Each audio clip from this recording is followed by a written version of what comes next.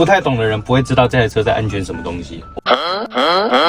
我跟你讲，这台日式还有一个好处，你可以看一下后视镜的部分，车厢的视线，你有没有看？它是上下两边的，上下两个窗的，其实可以看得到车子底下。因为一般的 SUV， 它上面的话，它只有一个窗，一整片，但是看不到车子。哦，我懂你意思，我懂你。对，所以有些人可能倒车或是在靠后面的时候，其实看不太到东西。等于是说他害怕，他又往下再做，对，他又再往下做一片玻璃。不太懂的人不会知道这台车在安全什么东西。